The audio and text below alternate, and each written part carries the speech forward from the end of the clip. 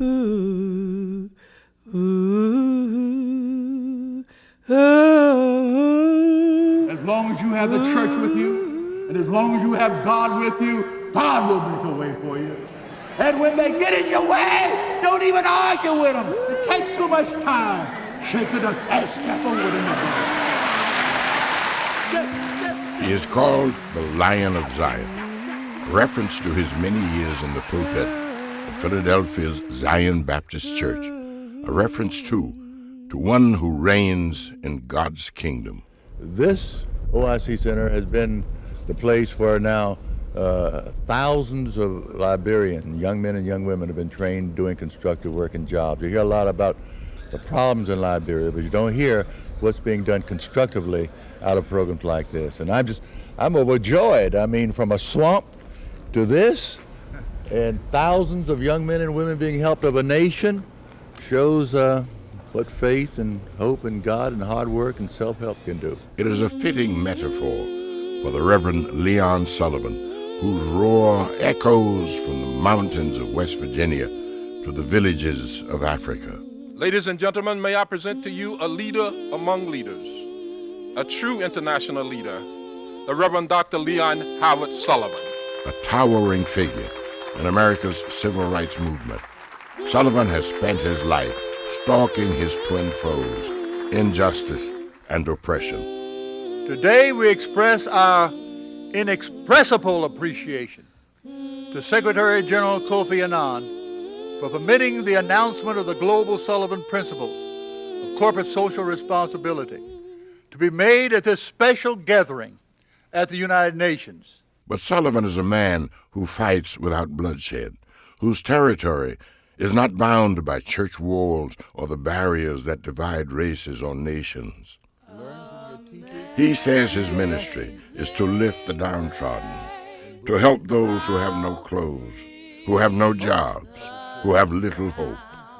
He has carried that calling into the boardrooms of international corporations, and his principles of equal opportunity helped free a nation. I want you to work together and love each other and help each other, and it'll spread all over West Virginia and one day all over the world. The story of Leon Sullivan is a remarkable tale of faith and perseverance about a man who took a stand against injustice and oppression at an early age and has been standing on principle ever since. Was blind, but now I see. On March 1st, 1971, at 8 o'clock in the morning, Leon Sullivan, a minister from Zion Baptist Church in Philadelphia, walked into the corporate headquarters of General Motors in New York City to take a seat on the board of directors, the first African-American in the history of the United States to serve on the board of any major international company. The next day, the story made headlines around the world. In spite of the positive attention Sullivan received, there were others, especially in the African-American community, who believed that Sullivan was selling out to white corporate America. Well, Leon Sullivan didn't join the corporations. He forced the corporations to join him. That was what was significant about all of that. He wasn't selling out to them. He was forcing them to pay attention to him and to others like him who were urging that they do away with the kind of exclusivity that existed in corporate boardrooms, and were urging that corporations really now put their money where their mouth was and embrace diversity.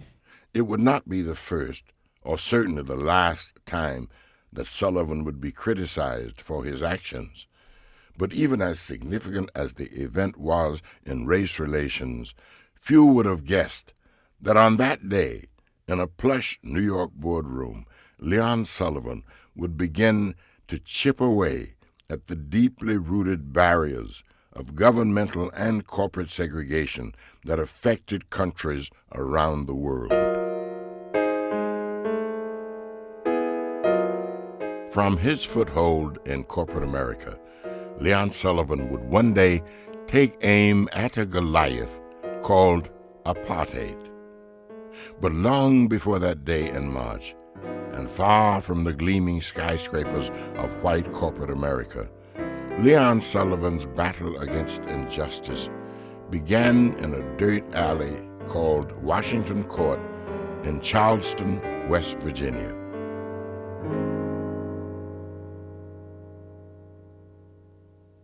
Born in 1922, his father abandoned the family 3 years later, forcing his mother to go to work as an elevator operator and leaving Leon in the care of his grandmother, Carrie. It was at her knee that Sullivan learned a deep and abiding faith that would serve him throughout life. It was also where he learned what would become the simple, fundamental assertion that lay at the heart of his life's work, that regardless of race, every human being deserves respect, and regardless of skin color, every human being deserves the same opportunities. In spite of extreme poverty, Sullivan enjoyed the simple, communal lifestyle that existed along Washington Court. I know the Lord will make a way somehow. Evenings brought the sweet harmonies of gospel hymns from the ragged porches of the wooden shacks that lined the alley. He will take away your sorrow. Let him have your burden. I guess if there was an inspirational point in my life, it was in Washington Court, hearing the old people sing those hymns on Sunday evenings, that God will make a way somehow, swing low, sweet chariot coming forward to carry me home. Those kind of songs you sang back there. And very emotional. To this very day, I remember those Sunday evenings, and I remember those songs. But the 1920s, especially in the South, also brought its own realities, few of them sweet. Segregation was a part of life. There were separate schools and separate neighborhoods for blacks and whites. I looked over Jordan, and what did I see? Coming for to carry me home. And when Sullivan delivered clean laundry to his grandmother's customers, he pulled his wagon along what was known as the colored side of the street. The rest of Sullivan's life would be shaped by these early experiences of discrimination. A seminal event occurred one day when he was just a child. Sullivan entered a drugstore and sat down at the counter to buy a cold drink. Put my nickel on the corner and sat down and said, I want a Coke. I had my nickel and I get my Coke. And this man came, white man. I can see him today. His eyes were blazing, his face got red. And he said, stand on your feet, black boy. You can't sit down here. That was my first real confrontation with segregation from black and white. A little black boy and a big white man. You can't sit down here. So I decided, and I was only about 8 years old, that I was going to stand against that kind of thing the rest of my life. From that moment on, Sullivan pushed against the black and white confines of his life. A gifted student with promising leadership skills, Sullivan was selected to attend the West Virginia Boys State Conference. Back then, there were separate conferences for white and black students. Sullivan experienced a moment of glory when he was elected governor of the second annual Negro Boys State. But his elation was short-lived. I went to see the governor, the real governor, Secretary of State, and they took us to give us our little jobs. The white governor was given a job as a page in the legislature. But when it came to my job, they were building a housing project in the black section of town. And they gave me the job helping with laborers. And my first job was digging a hole and cleaning out sewers. That was my job. A white boy was a page, and I had a job digging out sewers. That too stuck with me. But where others might have become bitter, Sullivan used each experience of discrimination to renew his commitment to social and economic change. At Charleston's Garnett High School, Sullivan was a favorite among teachers and students, where he gained a position on the basketball team, thanks to a height of 6 feet 5 inches. Success in high school athletics led to a way out of poverty when Sullivan was awarded a scholarship to the all-black West Virginia State College. When an injury sidelined him early in his athletic career, Sullivan found time for the two budding passions in his life, poetry and the ministry. We went out of Gore Hall onto the football field, and I said, and he didn't come. I saw him out at the edge of the field, and he was writing on paper. He was always writing poetry or doing something, you know. I stopped him. I said, "Aren't you going to practice, Sullivan?" He said, "No," said, "I'm not going to practice anymore." I said, "I think I'm leaving the football field." And I said, "Well, why?" He said, "Well, I'm going into the ministry." Others were quick to recognize and foster Sullivan's talents. His pastor, the Reverend Moses Newsom, at Charleston's First Baptist Church, was a role model and mentor. John W. Davis, then president of West Virginia State College, was another. Davis would become one of the most influential forces in Sullivan's life. The two corresponded for many years, with Sullivan frequently seeking advice from Davis. It was in college that Sullivan found his voice, found that both his written and his spoken words had a powerful effect on others. Word spread about the likable, poetry-writing young man, and Sullivan, while still a college freshman, was asked to preach at a church in the coal town of Montgomery. He was soon asked to take a second ministerial assignment, where he was paid, usually not in money, but in gasoline for his car and dinners at the modest homes of church members.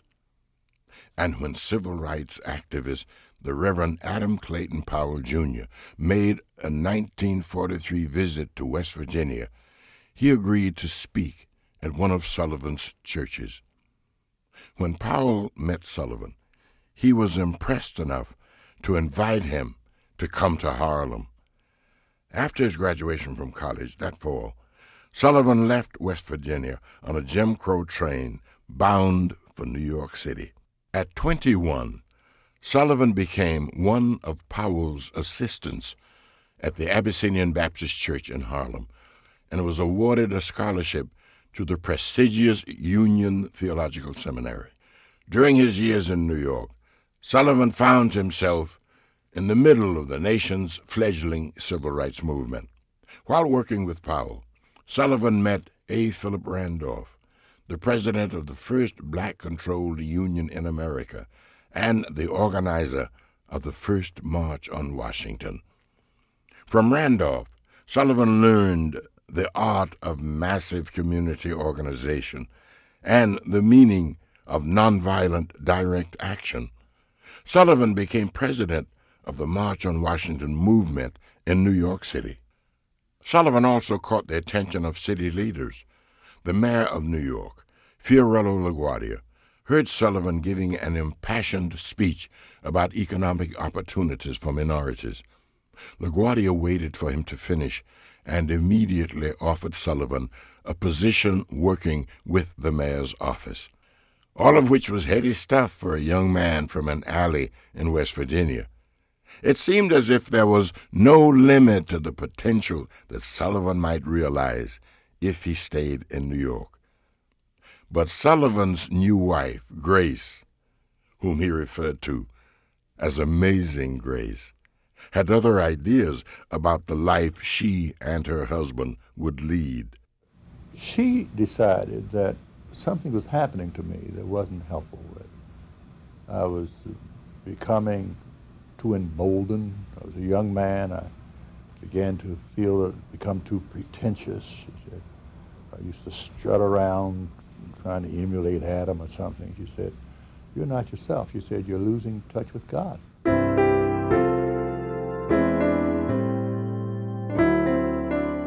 So Sullivan gave up his fast-rising career in New York to move to a small church in South Orange, New Jersey, where he attracted a large following, as well as a job offer from Zion Baptist Church in Philadelphia.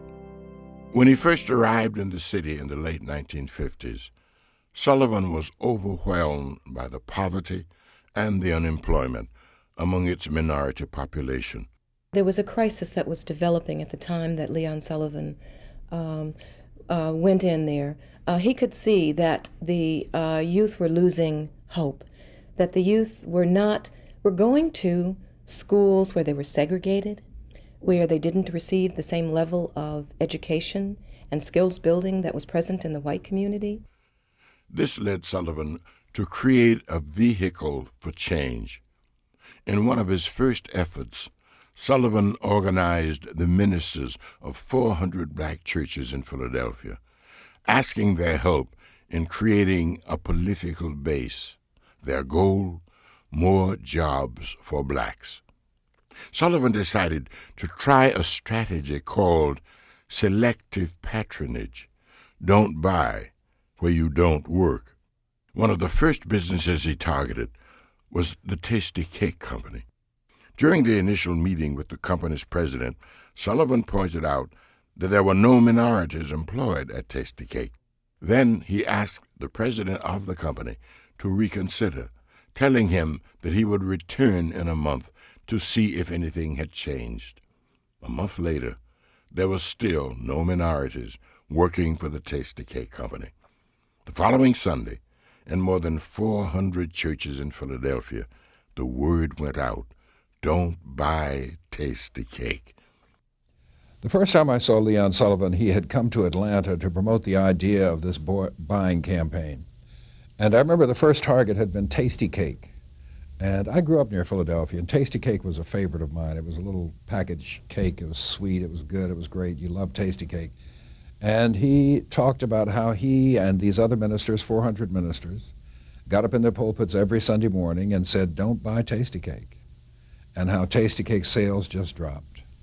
And the Tasty Cake Company said, we'll hire drivers, we'll hire detail men, we'll get people who are black to go around and put our goods in the stores, we'll get people in the bakery. We will revolutionize the way we do business. Through the Philadelphia boycotts, Sullivan discovered that most companies operate on an extremely tight profit margin, and that this margin depended on the purchasing power of black America.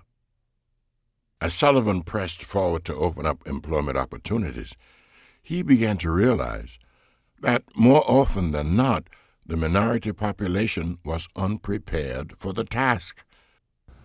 Girls who said they could type 40 words a minute, I set them to a typewriter and they would type 10 words and 3 of the words were misspelled.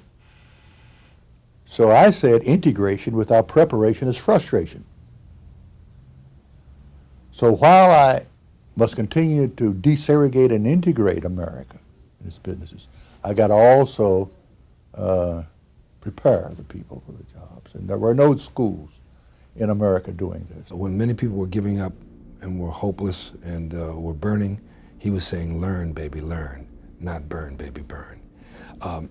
When most people were not investing inside the inner city, he was opening up OICs and saying, come, we'll teach you, we'll train you, we'll give you the skills you need to get a job. And he was going to the corporate community saying, you know, you got to be a part of the solution. And if you're not a part of the solution, you're part of the problem. And once again, where others saw obstacles, Sullivan saw opportunities, specifically Opportunity Industrialization Centers, or OICs, a formalized program for job training that would become the largest employment training program in the world. First, Sullivan spread the word throughout Philadelphia, saying, Integration without preparation leads to frustration, repeating his message about the importance of self-help again and again. And when the doors of the first OIC Center opened in a building that had once been a jail, thousands of people lined the streets to watch the dedication ceremony. OICs included 2 levels of training. The first level dealt with the emotional and attitudinal changes needed to empower a population that, in many cases, had given up hope. The second level of training consisted of practical work skills. In 1967, President Lyndon Johnson toured the first OIC facility. Impressed by what he saw, President Johnson presented Sullivan with an award, saying, "Having been here today, I think we're going to make it." Within a few years, OIC centers were in every major city in the United States. Within a decade, they had spread throughout the world. We call ourselves an international organization. We have 45 affiliates in 18 countries. 14 of those are in Africa. And what we do, form a partnership with them, help them in terms of getting them training, help them find funds, and help them do the manuals and the training courses, and then we sort of phase out and they do their thing. And all the programs that we have started since 1970 are still running, and most of them are running by themselves without any technical assistance from us. By this time, Sullivan had attracted more national attention and was asked to join the board of General Motors. Many people criticized the appointment. Some felt that he was merely a token, while others said that Sullivan had sold out to corporate America.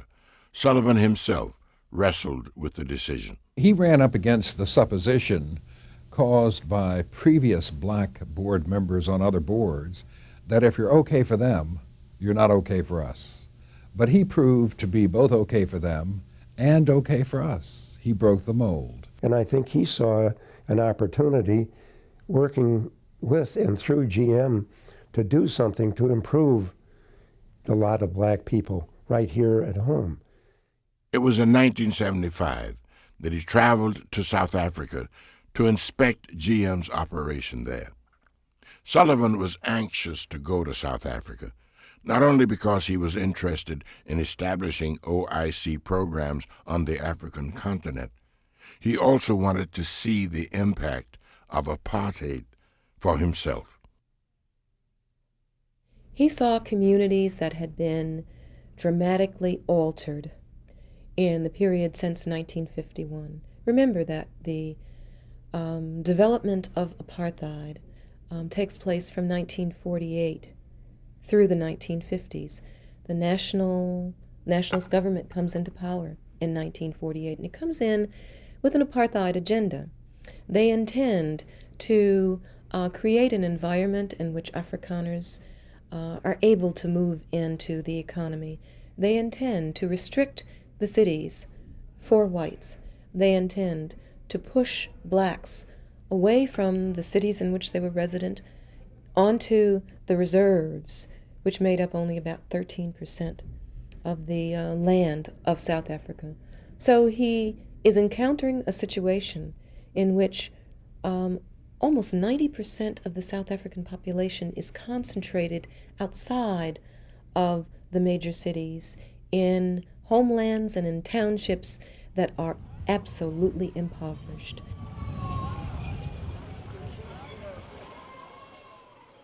What Sullivan saw in South Africa moved him deeply and irrevocably. The complete separation of the races, as well as the complete subservience of the black population to the white, shocked him to the point that the night before he left, he invited Africans and African leaders to his hotel room where they talked all night. Word of Sullivan's efforts reached government officials, and when he left the next morning, the cab driver turned to him and asked, "You know, don't you, that you are now one of the most hated men in South Africa?" If he didn't, he soon would. When Sullivan arrived at the airport, he was taken to a small room where he was detained and strip-searched. And there I was, a member of the board of General Motors, pastor of one of the largest churches in the world, the founder of the largest training program on the globe, stand there before that man in my underwear. And I said to him, "Why do you do this to me?" And he said, "I do to you what I have to do." And I said, "And when I get out of here, I'll do to you what I have to do." And if people wonder how the Sullivan Principles started, they started in that little room. Sullivan's humiliation and the horrors of apartheid haunted him after his return to the United States. One night, after I was on the board of General Motors, I was thinking about South Africa. And I was saying, what can be done about it? Something can be done. And again, that voice said, "Leon, you're on the board now. You do something about it. You do something about it."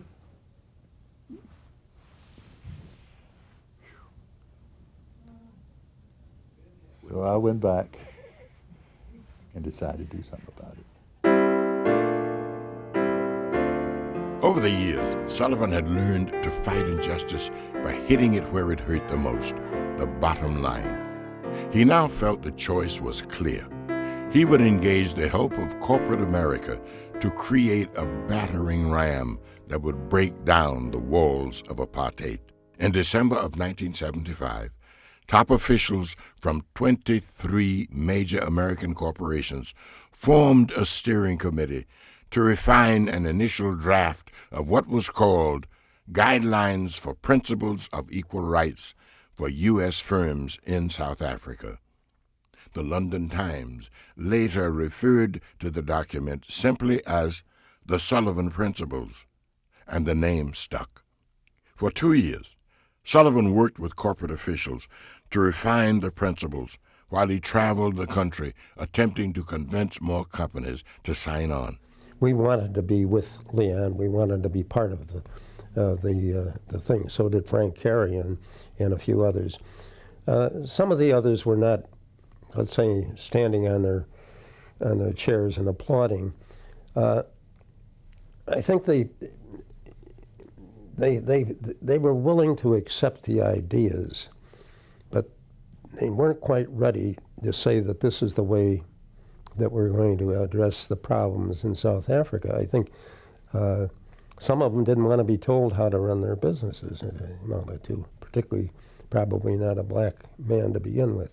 On April 1st, 1977, Sullivan, flanked by the leaders of General Motors, IBM, and Mobil, officially presented the Sullivan Principles to the corporate community for their signatures. I guess my feeling was one of satisfaction and relief that we had been able to put together what, in my judgment, was a forward step, an important one, and that we had managed to get it and do it in a way that made good sense, and that we had done it without, let's say, causing any great confrontation with anyone. In other words, there were people who were resisting, but in typical Leon Sullivan, we just kind of kept moving and moving and moving, and inevitably the waves kind of parted and it came into being. In addition to General Motors, IBM, and Mobil, the 12 original signatory companies were Ford, Caltex, Union Carbide, Otis Elevator, Burroughs, 3M, American Cyanamid, Citibank, and International Harvester. The day after the announcement, the principles made the headlines of every major newspaper in South Africa. They're entirely ordinary, but they are extraordinary because they were so revolutionary in context.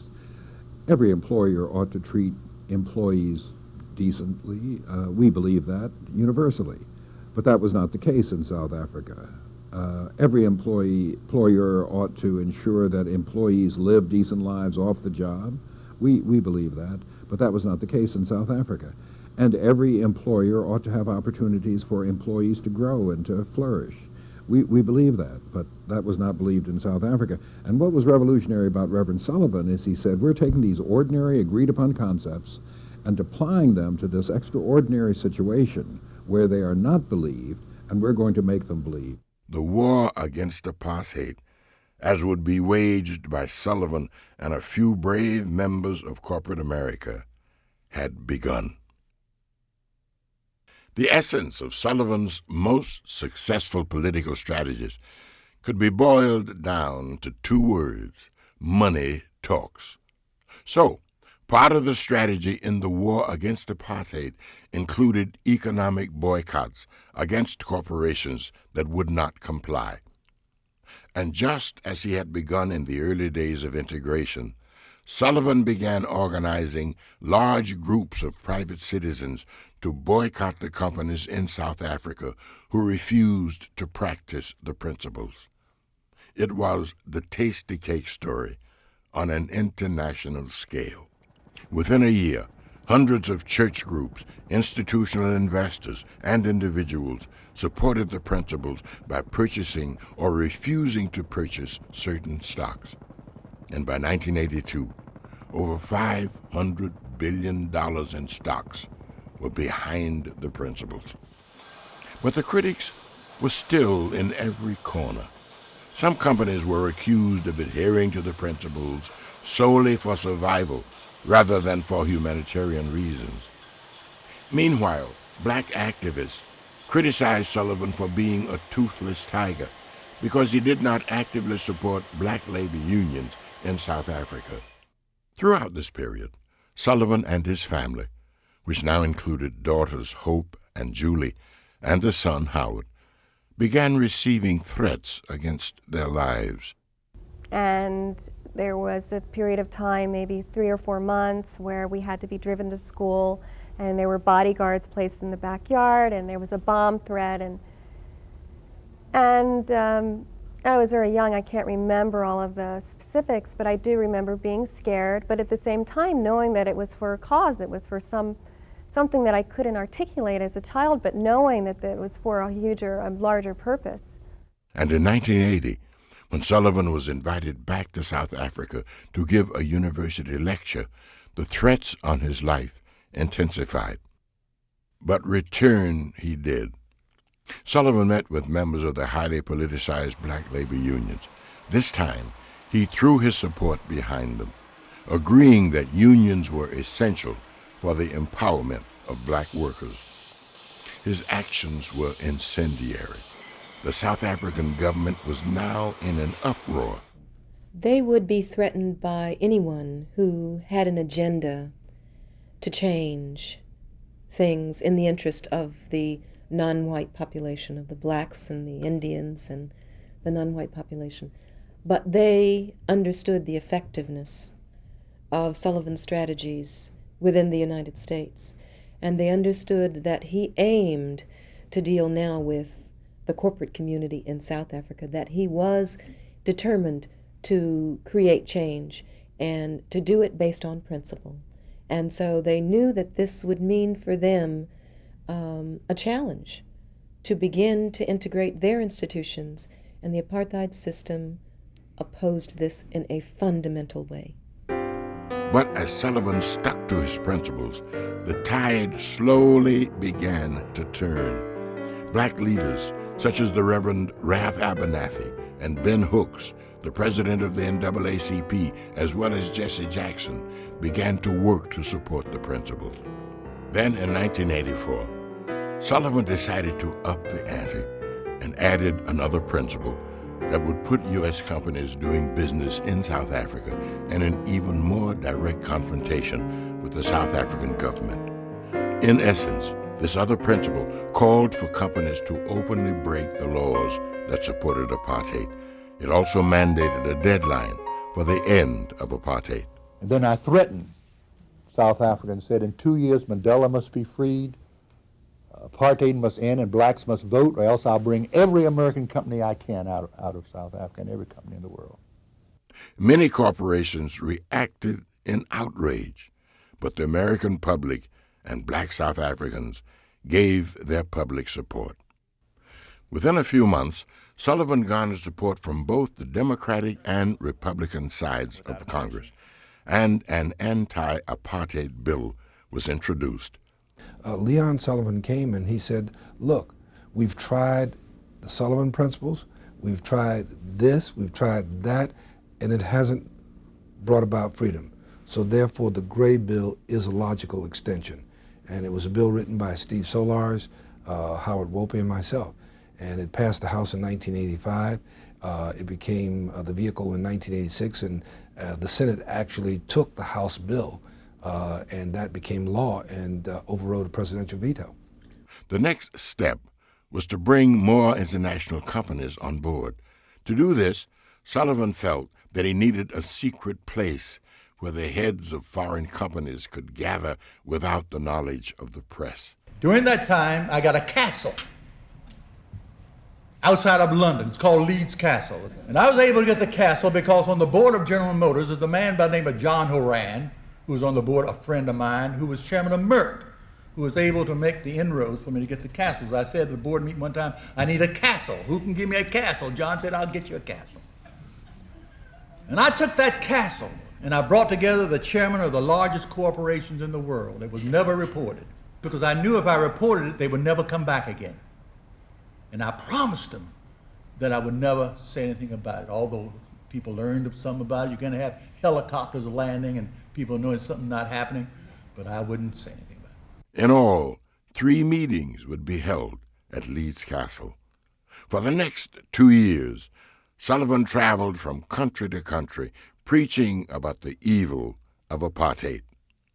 Finally, in May of 1986, Sullivan, running out of patience, announced to the international corporate community that the time had come for direct opposition against South Africa. On June 3, 1987, now 10 years after the introduction of the Sullivan Principles, he traveled to Washington, D.C. Sullivan called upon corporate America to deliver the final blow in the fight against apartheid. The Reverend Leon Sullivan said it was a painful and agonizing decision. I call on all American companies to withdraw from the Republic of South Africa until statutory apartheid has been abolished. Sullivan also called on the U.S. government to break diplomatic relations with South Africa and impose a total trade embargo. He called for penalties against foreign companies that pick up business the Americans leave behind. It is clear the South African government does not intend to end apartheid on its own. Since the recent elections, the government has become even more defiant to further change. Therefore, something must be done now. Both black South Africans and Americans were critical of Sullivan, saying that if U.S. companies withdrew from Africa, they would take valuable jobs from blacks, however menial. The people who have really cashed in are a small group of Africana entrepreneurs who have bought these companies with amassed leverage buyouts of the companies, units that have left, and have done so at bargain prices. You've got instant millionaires from divestment, but they're not the people we want to be enriched. Sure, sanctions may hurt, but apartheid kills. There were literally millions of black South Africans and colored South Africans losing their lives, being maimed, injured, imprisoned, losing their freedoms on a daily basis. And so suddenly people say, well, now, if you put these economic sanctions on, that's going to hurt them. No, they were already being hurt. They were being killed. What the sanctions did was it devaluated the Cougaran, the currency of South Africa. It closed down all credit to South Africa and to South African governments. And without capital, it meant that the economy began to shrink. And who does that have the greatest impact on? Not the poor. Not the poor, but those who were living in those beautiful homes with the black servants who were the ruling class. They were the first to feel it. And they were the ones who began to say, hey, we've got to change. Bowing to mounting public pressure, American companies began to leave South Africa. Within 6 months, more than 40 U.S. companies announced that they were leaving South Africa. 4 months later, 30 more companies joined the ranks. And finally, the walls of apartheid began to crumble. Within the first year, South Africa lost more than $1 billion in corporate investments. Within 2 years, the statutes of apartheid had been abandoned. 2 years later, Nelson Mandela was president of a free, democratic South Africa. One of the tragic situations is for a freedom fighter to forget those who were with him when you were all alone.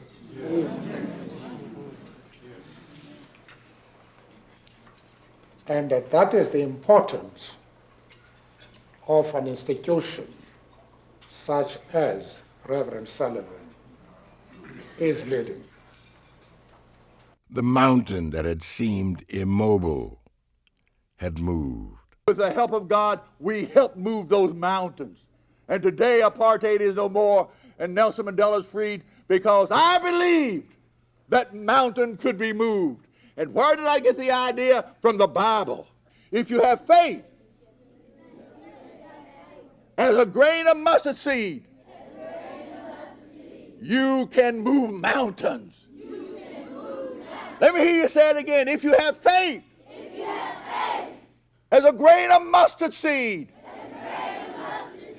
you can move mountains.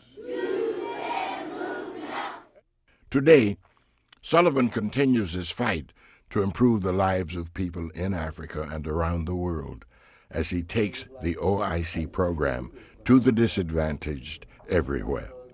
Another organization founded by Sullivan is the International Foundation for Education and Self-Help, or IFESH, which, among other things, trains teachers and oversees the building of new schools in Africa. And still, there's more. In 1991, Sullivan created the first African-American Summit, the purpose of which is to forge a stronger bond between the two continents. The fifth summit was held in May 1999 in Ghana, West Africa. The reason why we support the summit is very simple. It attracts attention to Africa. And Africa is a very important part of Chevron's world. We're the largest U.S. investor in Africa. We promote Africa because it's good for our business. The summit, I think, promotes the right type of climate for business. It promotes the right type of climate for social development, economic development. And to see the progress that has been made here in this country is very, very gratifying. And I wanted to say to American friends who come along, I know you know what I speak of, and it's just good to be back here where Dr. Sullivan is leading us in building bridges between our two peoples, one people really. And as he said, this is exactly what Martin's dream was, to bring us together. In 1992, for all that he has done in a battle against injustice, Sullivan was awarded the Presidential Medal of Freedom, America's highest civilian award. Leon has been a voice of reason throughout the latter half of this century. A vigorous proponent of equal rights for all, Reverend Sullivan founded OIC, Opportunities Industrialization Centers, one of the world's largest self-help and job training facilities. More recently, he has worked hard to develop closer ties between this country and Africa. Reverend, we salute your leadership in one of the great movements of our time, here and throughout the world. One day as I was walking, when a bullet flew just over, it missed me just by inches. Well, then I knelt in prayer, praising God for his deliverance on that day. Oh, we thank you, Lord, for saving. Yes, we thank you for providing. Oh, we thank you, Lord, for saving our lives. Oh, we thank you, Lord, for saving.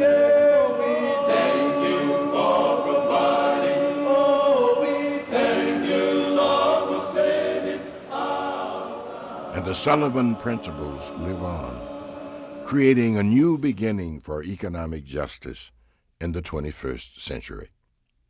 More than 20 years after their creation, the principles were reborn on an international scale. In November 1999, the United Nations endorsed the Global Sullivan Principles, which called for multinational companies to play a much larger role in the advancement of human rights and social justice. The Global Sullivan Principles stress the social responsibilities of corporations. It was once fashionable to say that corporations are responsible only to their shareholders and that the business of business is business. Today, enlightened business leaders recognize that their reputations and even their bottom lines are intimately tied to good corporate citizenship. Ladies and gentlemen, it can be done. Whatever problem in your mind now, go back home. Ask God to help you. He'll give you an answer. It can be done. Don't let your color stand in the way, children. People say because I'm black, I can't do this and I can't do that. Listen, black is as black does. And let us make our black stand for something. And wherever you go, whatever your color, don't use it as something to hold you back. Use it as something to move you forward. You're a proud and great and beautiful people. And God has blessed you to do great things. Help each other. It can be done. At a time when many of the early civil rights activists are gone, Sullivan continues to work tirelessly, creating opportunities for jobs, for learning, for living freer, more fulfilling lives. He is a man of faith and perseverance. He is also a humble man. He is well known internationally because of the principles and because of the worldwide work that he's done. But perhaps not as much as other people because he's not a public type of person. He's a private person, and he believes in God, and he believes that God is what pushes him on to help people on, in his work here on earth. And because of his religious convictions, he's not one to go out and seek attention. If you do spectacular things behind closed doors, or in anterooms, or in boardrooms, then some people know what you do, but not very, very many. And it's been Reverend Sullivan's luck to have done what he's done behind closed doors and in boardrooms. Leon Sullivan is a man who took commonly held beliefs about race and ability and changed the way the world does business. A man who saw the evil of apartheid for what it was and refused to be overcome by its obstacles. He is as comfortable with an unskilled worker in a sub-Saharan village as with a world leader. Because in Leon Sullivan's world, the world that began at his grandmother's knee along a dirt alley, there is no one more important than anyone else. Shoes for the children, clothes for the children, schools for the children, teachers for the children, books, that kind of thing. That something is happening. You don't need to do great things, Charlie. Just do specific things to help little people. That's it. Oh, I describe him as a lion from Zion, a wonderful human being that I've known as a minister and a role model for me growing up, and a big, tall guy with a booming voice and more energy than you can imagine. And I just think he's been a wonderful person who's contributed so much to this country and to the world by linking his concerns for Africans of the diaspora with the homeland and beginning to build bridges between the corporate world and the grassroots community. I think Leon is the last lion of the 20th century, maybe the first lion of the 21st century as well, because he lives in this interregnum period in which now that colonialism is gone and the evil of apartheid is gone, and the Cold War is over. We truly need men and women of a vision for what the world can be like in the new millennium, in the new century. And from that standpoint, I think history is going to record that he stood astride the centuries and taught us what I said earlier was the better angels of our nature. I was with him several years ago in Africa at the first African-American summit that he put together. And one of the things that I remember most was in his summation of remarks, he told the story of Hannibal. And he talked about Hannibal in spite of the fact that there were Alps all around him and the inability of the horses to overcome those Alps, shouting out to his troops in the midst of their own despair, "I see no Alps." In other words, we're going to move on because there's nothing out there that can cause us to stop. And I think, whenever I think about Dr. Sullivan, I remember that great booming speech about Hannibal because in many respects he was describing himself. I wanted to come by this hospital to see these children. And I'm going to take this message back. America should help you. America should help you. Liberia is America and Africa. And if we don't help you, how do we expect anyone else to help you? And I'm going to be saying to America and to our president and to our Congress and to our nation in the United States, got to help you. We got to help these babies, got to help your equipment. I'm going to send you some equipment myself. You need medicines, I'm going to help you with medicine. And I'm going to help you with some nurses, training nurses. We believe that you will continue in that direction. And as much as we can, it's said that we should help ourselves. And then others will see fit to also help us. All right. And so we are happy having you here. All right. Well, this is your operating room. That's all we have. This is all you have. As a boy, Leon walked to school on the colored side of the street.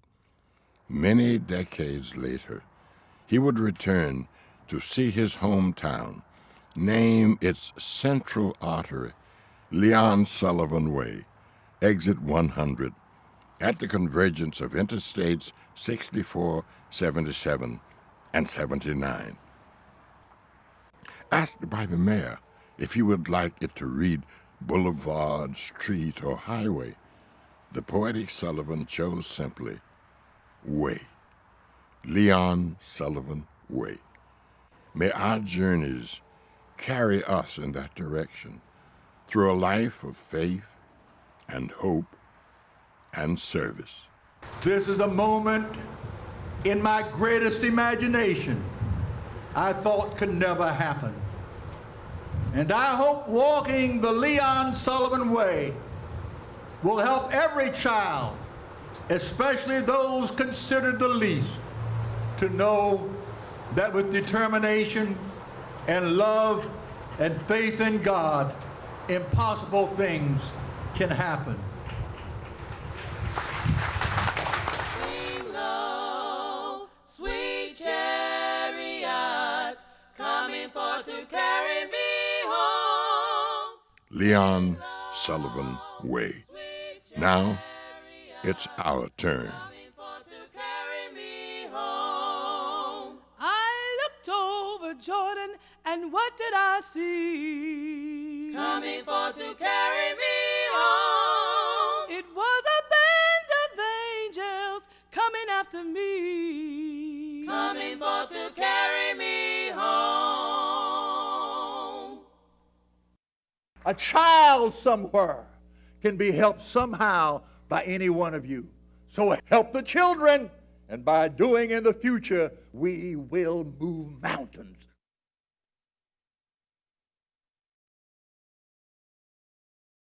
Stand up, you gotta